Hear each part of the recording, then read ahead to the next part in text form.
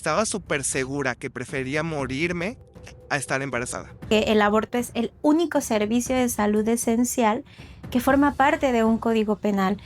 En una violación tremenda, perdón, para los derechos humanos de las mujeres y de las personas con capacidad de gestar, que al final son las únicas personas que deberían de poder decidir sobre su salud y sobre su cuerpo. No creo que el discurso que había hace 10 años no es el mismo discurso que tiene ahorita, ¿no? Como la sociedad guanajuatense. Sus cuerpos son suyos, de nadie más. Sus decisiones son suyas, de nadie más.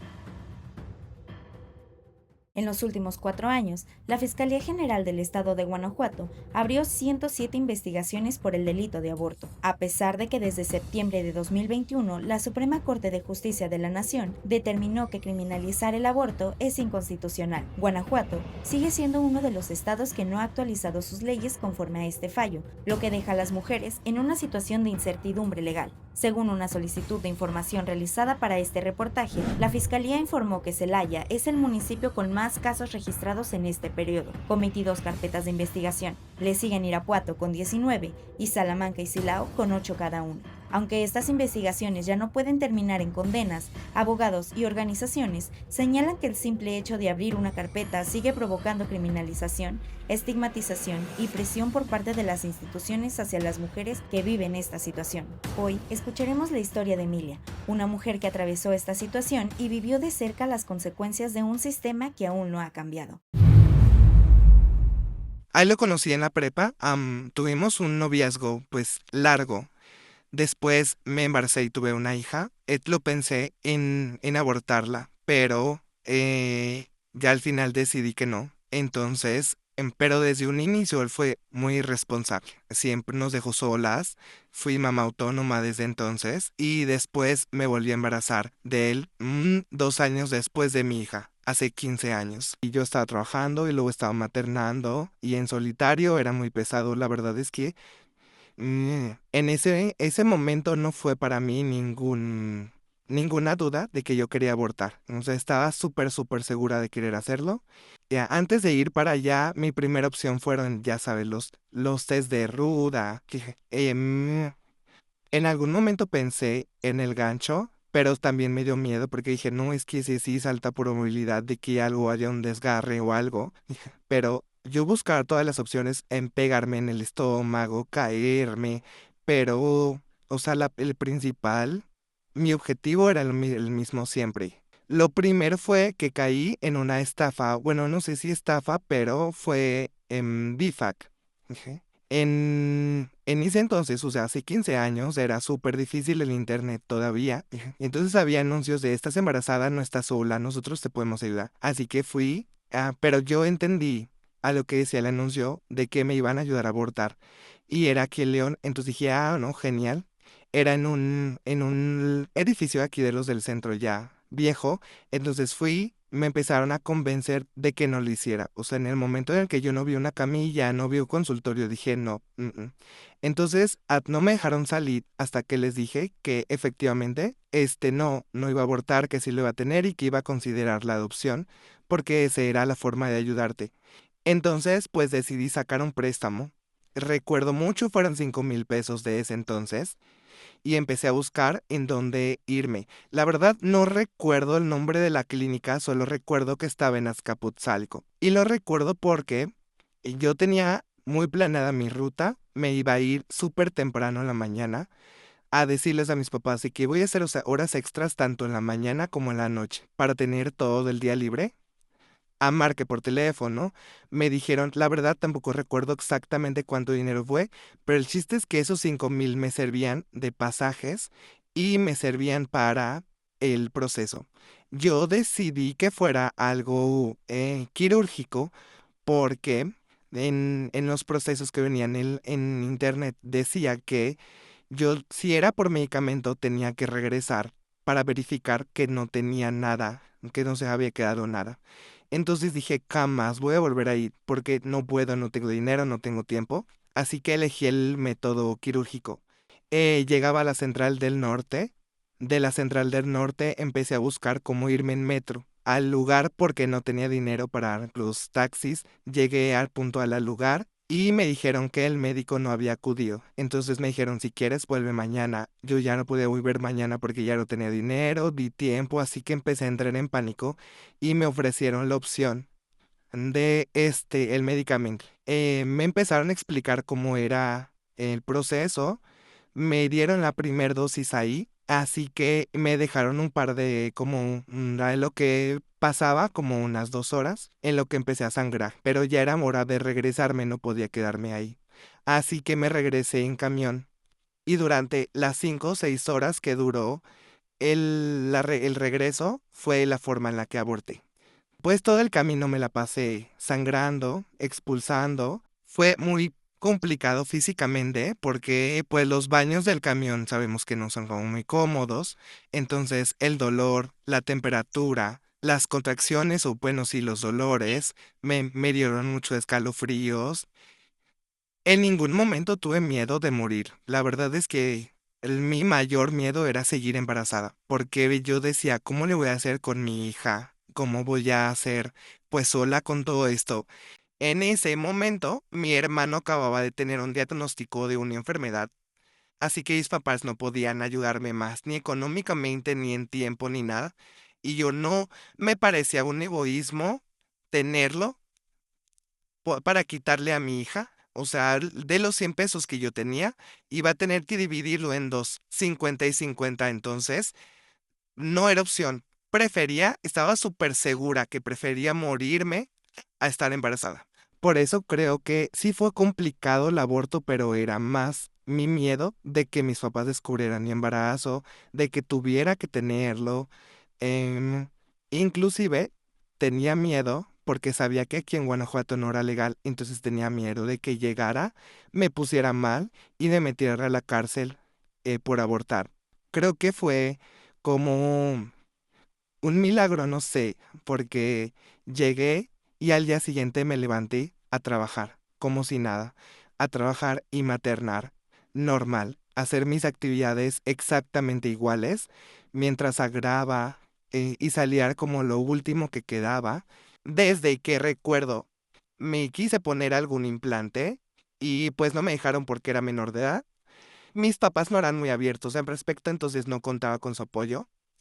Y para cuando salí embarazada de mi hija, el condón se rompió, me tomé la pastilla del día siguiente y ahí está. Entonces, o sea, no fue negligencia. Para este embarazo, este otro embarazo, me estaba inyectando y usé condón, se rompió también y me volvió a embarazar. Así que, o sea, realmente sí tenía protección. También me llegué a poner el DIU, se me encarnó, entonces también me lo tuvieron que quitar. O sea, sí probé muchas opciones de cuidado y no, nada funcionó. Ahora, después de mi hija, pedí que me operaran, no me dejaron operar. Me dijeron en el materno que era muy joven y que debía tener por lo menos 28 años y 3 hijos. Así que no, no me dejaron. Además tenía que tener como la autorización de mi pareja y me tuve que meter a derechos humanos para que me dejaran operar y ahí fue donde me cortaron y me ligaron. Fue cuando, porque yo supe que era muy fácil de embarazar después de tantos métodos anticonceptivos, entonces me operé a los 21 y ha sido la decisión más fabulosa. Jamás me he arrepentido, jamás me he sentido mal. No soy religiosa, pero sí creo en Dios y estoy segura de que Dios apoyó mi decisión porque lo hice desde el amor hacia mi hija. Hay un filósofo que a mí me gusta mucho que se llama Nietzsche y él dice que lo que se hace por amor va más allá del bien y del mal. Entonces, esta decisión yo la tomé desde el amor. No queremos que nadie lo haga a fuerza, pero la maternidad debe ser deseada. Porque yo que he estado en los dos lados, maternando y abortando, definitivamente la maternidad es mucho más complicada y causa más depresión que un aborto. Porque maternar en solitario es complicado, muy complicado. Maternar sin dinero es muy complicado. Maternar sin salud emocional es muy complicado. Y yo creo que Todas merecemos tomar esa decisión cuando estemos listas y cuando estemos seguras de que vamos a dar lo mejor de nosotras y no vamos a hacer sufrir a quien viene. Porque al final, como ya les digo, para mí el abortar también es un acto de amor. En medio de este debate, el contexto legal es clave para entender qué está ocurriendo en Guanajuato y qué podría pasar en los próximos meses. Sobre este panorama nos habla el abogado David Araujo del despacho jurídico Araujo y Mercado. El 2017, desde la acción de constitucionalidad 148-2017 que se resolvió en 2021, se había dado a los estados, parte de la República, un término para efecto de poder regular este tema del aborto en sus respectivos congresos.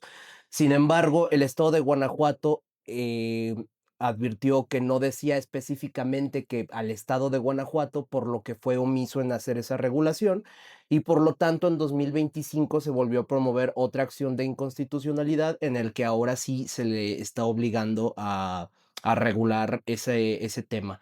Esto deviene más que nada porque pues ya hay varios criterios, no nomás jurisprudenciales, sino también de cuestión de convencionalidad, es decir, de convenciones en las que México es parte, que reconocen el aborto como un derecho, parte de los derechos reproductivos y de autonomía de las mujeres y de las personas con capacidad de gestar, por lo que es contrario a derechos humanos el hecho de que el estado de Guanajuato aún se niegue a despenalizar esa situación y siga persiguiéndolo como un delito, no solamente como un delito, sino como uno de los delitos graves que se tienen en el Código Penal del estado.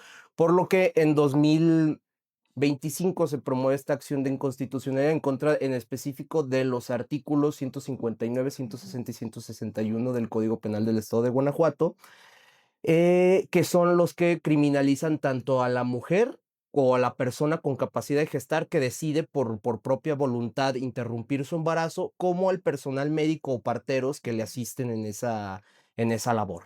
Al final de cuentas, el Ministerio Público va a dar trámite a dicha carpeta. Sin embargo, al momento de intentar judicializarse, el juzgador, por la acción de inconstitucionalidad 148 de 2017, está obligado a resolver conforme a lo que en esa acción el Pleno resolvió en 2021, es decir, está obligado a absolver a la persona que voluntariamente está interrumpiendo su embarazo para que no incurrir en una responsabilidad penal real y no esté incurriendo en un delito. En la actualidad, si bien ya no hay un delito como tal que perseguir, sí se sigue criminalizando a alguien. Es decir, si tú llegas y tuviste un aborto de manera espontánea, la policía te investiga para saber si tú no provocaste ese aborto y investiga al personal de salud.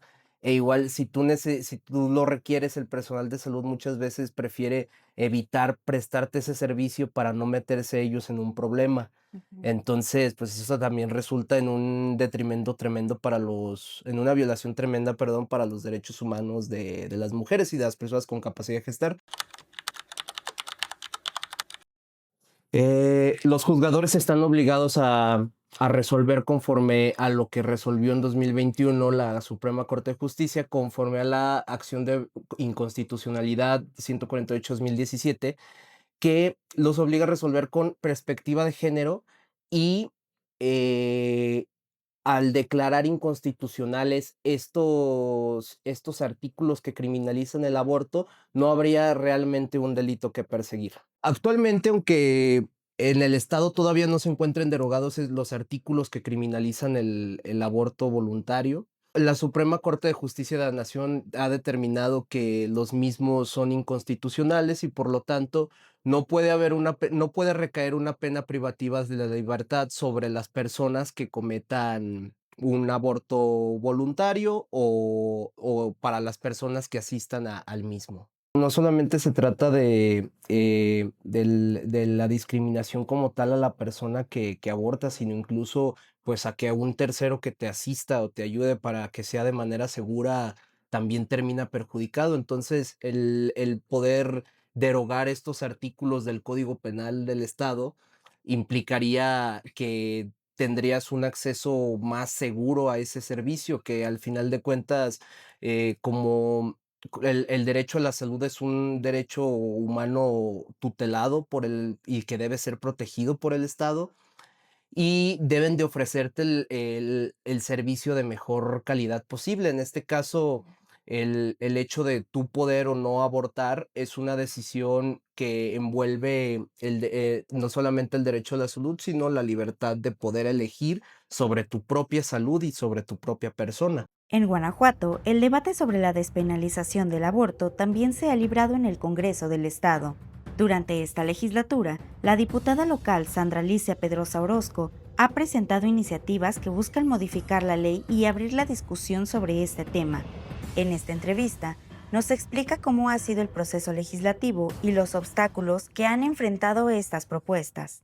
Soy Sandra Alicia Pedrosa Orozco, diputada local en el Congreso del Estado de Guanajuato por el Grupo Parlamentario de Movimiento Ciudadano. He propuesto 2 iniciativas en este año y medio que llevamos de legislatura, 2 iniciativas enfocadas a reconocer y garantizar el derecho de las mujeres, niñas y adolescentes a decidir por nuestros cuerpos, por nuestras decisiones, específicamente pues lo relativo a la despenalización del aborto voluntario. Bueno, la primera la presenté justo la primera sesión que tuvimos como legislatura. La primera vez que me subí a tribuna, yo me subí a hablar para poner la iniciativa de la despenalización sobre la mesa.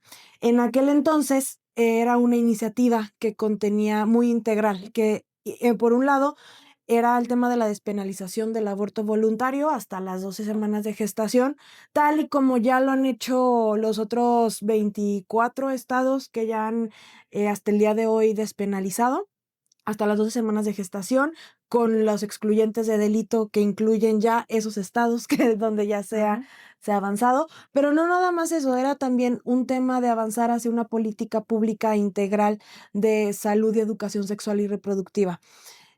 Fue como bien dices, una lucha muy, muy intensa, donde pues pusimos todos los argumentos sobre tribuna, pusimos todos los argumentos sobre las mesas de trabajo.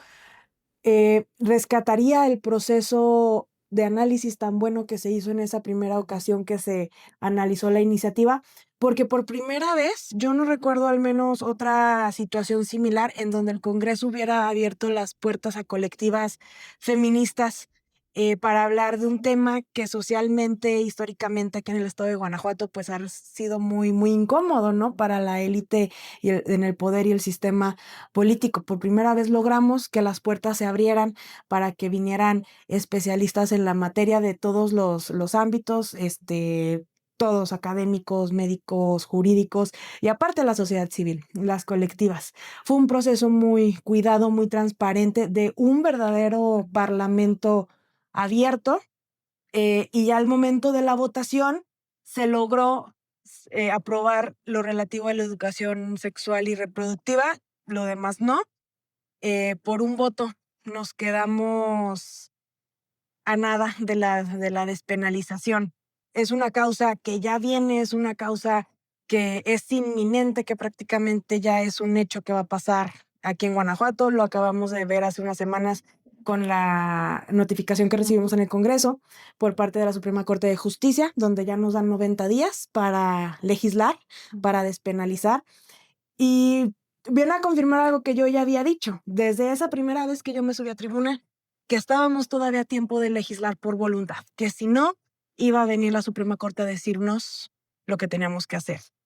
Y ya pasó, ya ahorita estoy viendo que ya hay compañeras, compañeros del sector conservador, que quienes se oponían rotundamente, que ya están diciendo que pues ya es inminente, ya la Corte lo dijo, no hay para dónde hacerse. Que el tema del acceso a los servicios de aborto tiene que ser un tema de Estado, porque son un tema de justicia social y de salud pública y es sumamente importante, indispensable que el Estado garantice la prestación de estos servicios para que las mujeres, niñas y adolescentes puedan acceder a ellos con igualdad y sin discriminación y no nada más quienes los tienen la capacidad económica para pagar. Pues bueno, en esta ocasión decidimos solamente presentar despenalización porque es el primer paso y es lo más urgente para detener esta ola de criminalización, de estigma social, de persecución que todavía viven las niñas, mujeres y adolescentes en nuestro estado que deciden no ser, no ser madres, incluso quienes viven algún tipo de violencia, ¿no? Yo, por ejemplo, les digo, no es posible que acá todavía seguimos discutiendo que cuestiones morales, ideológicas que no deberían estar a discusión, porque nuestra responsabilidad es garantizar derechos, garantizar y reconocer derechos, y la interrupción del embarazo es un servicio al que todas deberían tener acceso, porque decidir es un derecho que tenemos que garantizar aquí en el Estado. Entonces, una de las formas esenciales para cambiar esta criminalización es modificando nuestras leyes, porque las leyes son un reflejo de lo que el poder, de lo que el sistema político quiere dar a entender cómo es nuestra sociedad. Entonces es indispensable cambiar el Código Penal para detener este estigma. Sí. Es un hecho, es el ultimátum que tenemos. Tenemos pues estos 90 días cuya cuenta regresiva ya comenzó y tenemos que legislar bien, porque si no la Suprema Corte va a entrar a hacer lo que el Congreso no quiso hacer. Y ya es una realidad inminente. Guanajuato no se puede quedar como una isla en medio de esta marea verde que va subiendo. En Guanajuato, donde el aborto continúa siendo criminalizado en la mayoría de los casos y muchas mujeres enfrentan el estigma o incluso investigaciones, María Alcántara, integrante de la red de acompañantes León, nos platica sobre la labor que realizan las acompañantes. Las compañeras no, pues no solo no están abortando en un centro de salud pública o en un centro de salud privada, sino que también están abortando en un estado donde se criminaliza a las mujeres por abortar. Soy María Alcántara Loredo de la Red de Acompañantes de Aborto León. La red de acompañantes empieza a partir de que dos compañeras se conocen en un taller de aborto en casa, que es Naye Tello y Edith Méndez. Naye tenía ya ella estudió filosofía y letras en la UG, entonces tenía ya un tiempo de acompañar y de formación con la Organización de las Libres. Y a partir de ahí, por como algunas casualidades, Edith estaba buscando materiales para hacer su tesis sobre el aborto en Guanajuato. Llegan las dos a un taller que me parece que era del Fondo María y ahí se conocen y empiezan pues a articularse entre ellas con sus amigas, ¿no? Como a atender las necesidades de las mujeres que conocían más en corto y además eran integrantes de otra colectiva que era Mujeres contra las Violencias Machistas o como las conocíamos, las mucobiomas. Y pues esta como sinergia con las mucobiomas llevaba a que compañeras se acercaran a esta colectiva solicitando acompañamientos de aborto y pues era tal la necesidad que decidieron ya articularse solas, ¿no? O sea, hacer su propio espacio y nace la red de acompañantes de Aborto León. O sea, aunque la respuesta en la página y en las publicaciones de pronto no se vea, todos los días llegan mujeres ahí, ¿no? Y llegan mujeres a través del Facebook. Por lo general cuentan algún mensaje o algo así como necesito ayuda, estoy embarazada, no quiero estar embarazada, no sé a dónde más acudir. Y ahí nosotras solamente les preguntamos si han confirmado su embarazo y si confirmaron su embarazo les pedimos un número de WhatsApp y posteriormente este número de WhatsApp lo canalizamos a otras compañeras de la red. Por ejemplo, me acuerdo mucho del caso de una compañera que yo acompañé que me dijo es que mi primera hija nació, nosotros usamos condón y la pastilla el día siguiente. Mi segunda hija nació cuando tenía, creo que el implante subdérmico y su tercera hija nació con el DIU.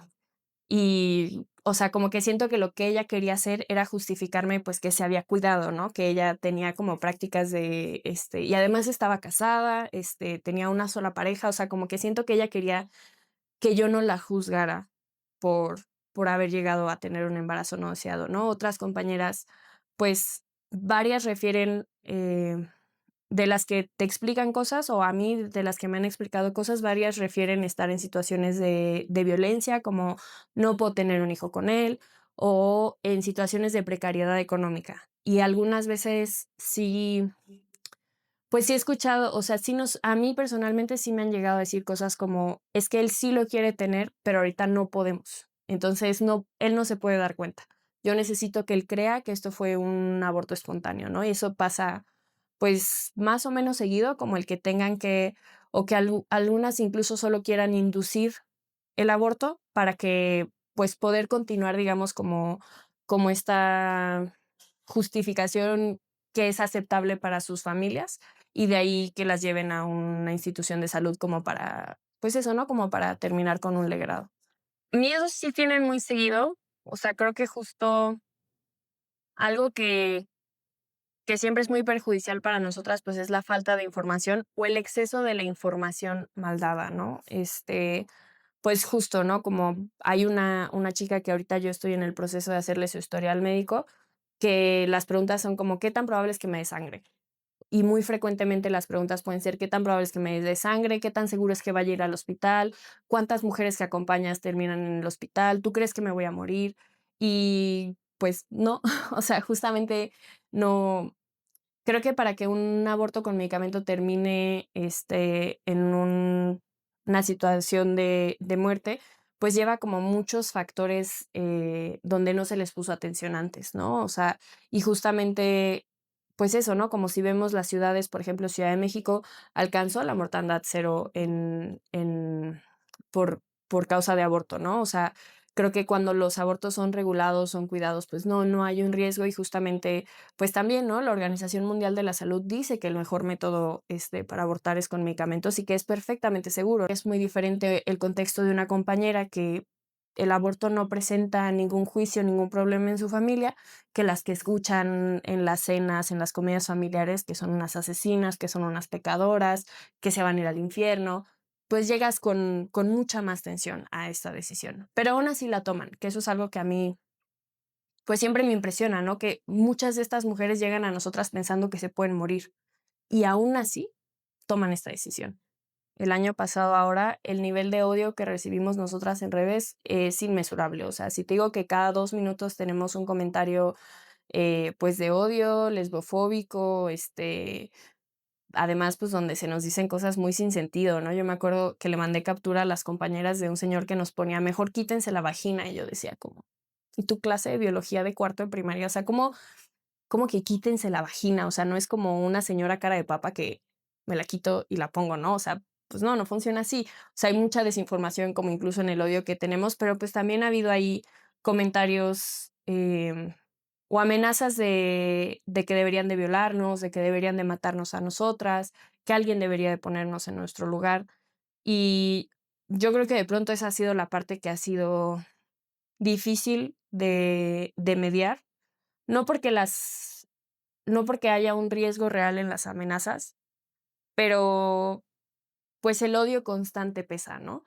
Y están los testimonios de 2 compañeras que se llaman Sofía, de Guanajuato, que es muy curioso porque las 2 llegaron por nosotras a través de canalización de terceros. Las 2 son de Guanajuato capital y las 2 tuvieron un problema en el que el Estado las quiso criminalizar por abortar. O sea, ellas tuvieron un primer intento de aborto las 2, sin el acompañamiento de la red de acompañantes de Aborto León. Una de ellas, como que quiso ir al hospital para confirmar si había sido exitoso o no, pero cuando les dijo que había intentado abortar, pues llegaron, creo que la doctora le dijo que iban a tener que tomarle su testimonio, que iban a tener que ir personas de el Ministerio Público, la hicieron llenar y firmar hojas que ella no, pues no entendía qué eran. Y finalmente le confirmaron que ese aborto no fue exitoso, pero le dijeron que si volvía le iban a meter a la cárcel, que ya tenían su dirección, que ya tenían sus datos y que ya tenían los datos de su pareja. Entonces, pues ella, y justo esto pasó en mayo del año pasado, cuando estábamos en medio de las mesas de trabajo del Congreso, y pues eso, ¿no? O sea, como que nos vengan a decir que no hay consecuencias con la criminalización del aborto acá, ¿no? Porque no se castiga a las mujeres, pero sí se castiga. Se les pone un estigma extra y además esta punitividad está siendo un factor que frena a que las mujeres puedan acceder a su derecho a la salud. Y el caso de la otra chica que también se llama Sofía, ella habló tuvo un aborto, intentó hacerse un aborto ella sola y habló a una ambulancia porque estaba en un proceso de una hemorragia y le dijeron que sí podía ir por ella a la ambulancia, pero que primero la tenían que llevar al Ministerio Público. Y pues de nuevo, ¿no? Es un frenar su acceso a su derecho a la salud. Desde el acompañamiento a mujeres en Guanajuato, Jocelyn Rivera, integrante de la Red de Profesionales de la Salud Salvemos Miles de Vidas, comparte cómo se vive esta realidad en el día a día. Yo soy la doctora Jocelyn Rivera, mejor conocida como Joy. Soy médica cirujana por la Universidad de Guanajuato y tengo una maestría en psicoterapia psicoanalítica y soy sexóloga clínica. Sí, somos una red de profesionales de la salud eh, preocupadas y ocupadas en la defensa de los derechos sexuales y reproductivos. Se llama Salvemos Miles de Vidas porque consideramos que salvar una vida implica, pues, salvar a la persona gestante, a la mujer o persona con posibilidad de gestar y poder garantizar que el aborto pueda ser visto como un servicio esencial de salud y no como algo que se tenga que regular desde un código penal eh, para poder garantizar el acceso universal al derecho humano a la salud.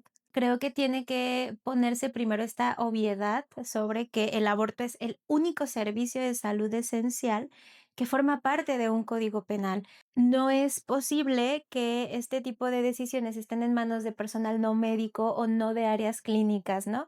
Yo pongo un ejemplo siempre como yo creo que si los legisladores se enferman de COVID, van a ir a un médico, no van a ir con otro legislador a que le diga qué puede y qué no puede hacer.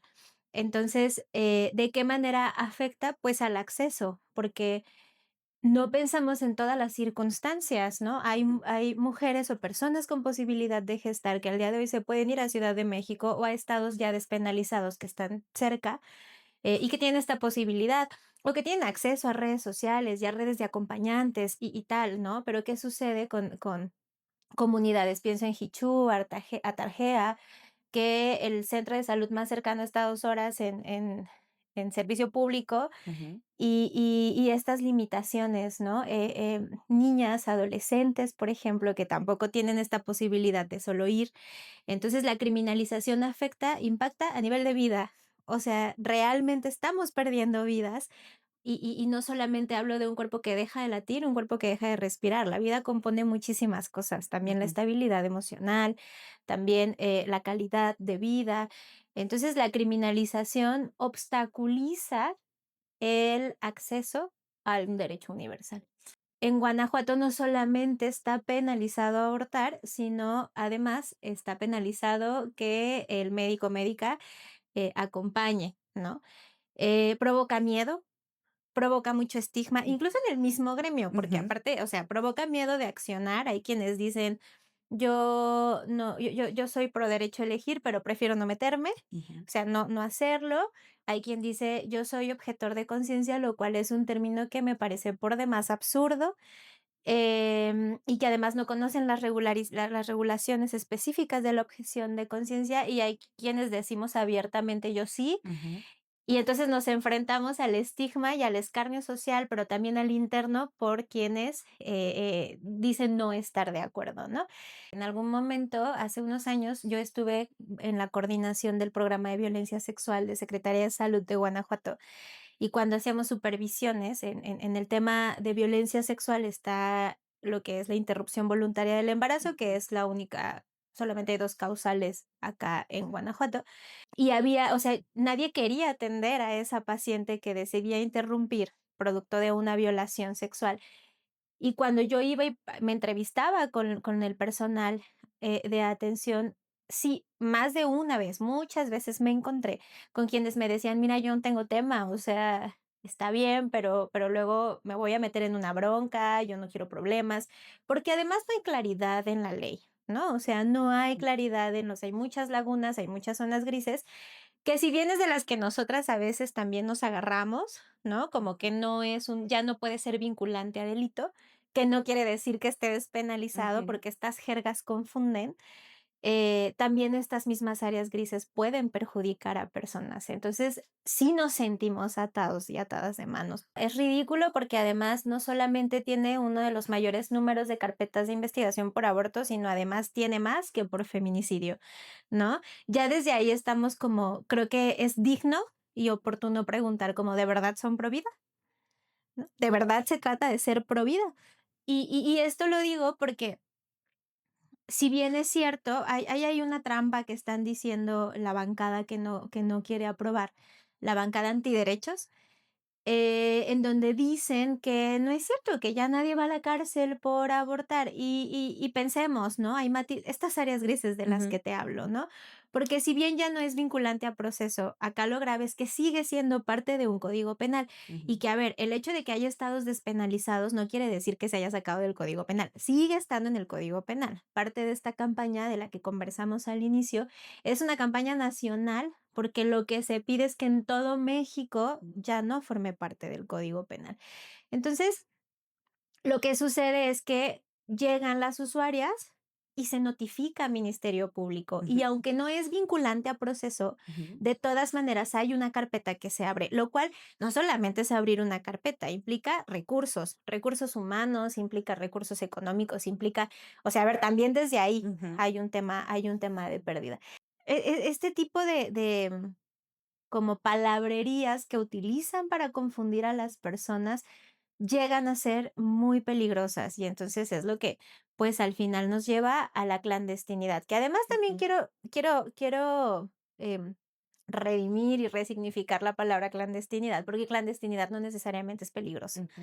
¿no? Ujú. Y la clandestinidad también ha sido lo que durante mucho tiempo nos ha ido acompañando a las mujeres y a las personas con posibilidad de gestar. Creo que es importante darle visibilidad y reconocimiento a las redes de Ujú. acompañantes que no necesariamente son del personal médico. Ujú. Es falso esto, que también es otra de las mentiras que dicen de, uy, no, súper peligroso. Y, a ver, el aborto con medicamentos es el procedimiento obstétrico más seguro que cualquier mujer o persona pueda vivir. Así, el más. Es mucho más peligroso parir, ¿no? Que quien decide parir merece una atención digna y amorosa, igual que alguien que decide abortar. Ujú. Hoy en día la OMS, en conjunto con la FIGO, que es la Federación Internacional de Ginecobstetricia, tienen como ya un protocolo y muchos estudios y mucha evidencia en donde dice que lo más seguro es un aborto medicado en casa, Ujú. ¿no? Entonces, existen 3 formas de nombrar el aborto. Quizá la primera es un aborto inseguro. Y un aborto inseguro no significa no médico, no médica, no significa clandestinidad. Un aborto inseguro significa hacerlo con un mal procedimiento con una persona que no esté informada, Ujú. ¿no? Un aborto menos seguro es un aborto que es o el procedimiento correcto con una persona que no está informada ni capacitada o una persona informada y capacitada pero con un procedimiento que no es el ideal. Y está el aborto seguro, que es una persona capacitada acompañando junto con el método ideal, el adecuado. Eso sería un aborto seguro y el aborto seguro puede ser llevado a cabo por cualquier persona sin necesidad de ser parte del área médica. Entonces, las redes de acompañantes, aquí está la red de acompañantes de León, que es una chulada y que ha hecho muchísima incidencia, que comienza a ser de León y que ahora comienza a atender desde otros lugares, que yo he tenido el honor como de poder acompañarla sin invadir y que siempre he dicho, como ustedes son las acompañantes y de pronto hay algo que tienen dudas, se complica o algo, acá estoy. Si las usuarias después quieren ir con una médica aliada que no las va a juzgar, Ujú. entonces acompaño desde ahí, pero la realidad es que estos métodos son muy seguros y estas compañeras que han hecho incidencia política también, Ujú. la realidad es que nos han salvado. Antes que lo que significaría como médica, como equipo médico, significaría como mujer, ¿no? Activista que también lucha por los derechos de las personas. Significaría un gran paso, ¿no? En un estado que es conocido, ¿no? Como por políticas medio rancias, medio obsoletas, antiderechos, punitivas, persecutorias, ¿no? Yo creo que sería un paso así agigantado, ¿no? Y como médica, pues claro, o sea, a mí me encantaría Luego la gente piensa que esto es un tema de negocio y la realidad es que no, muchas hacemos trabajo incluso voluntario.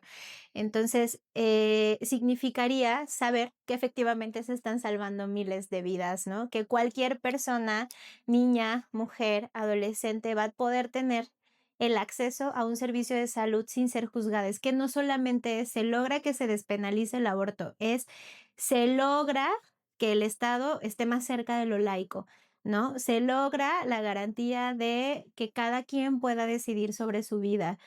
Em, no puede ser que para eso tengamos que estar pidiendo permiso, ¿no? Y que en eso se estén yendo muchísimas vidas. O sea, es algo grandísimo y que, bueno, yo puedo ejercer mi trabajo de forma libre y sin ser perseguida. Mientras en Guanajuato continúa la discusión sobre la despenalización del aborto, también crece el trabajo de acompañantes, profesionales de la salud y colectivas que buscan que ninguna mujer tenga que enfrentar este proceso sola o con miedo a ser criminalizada. El debate sigue abierto, pero cada historia contada abre una nueva conversación.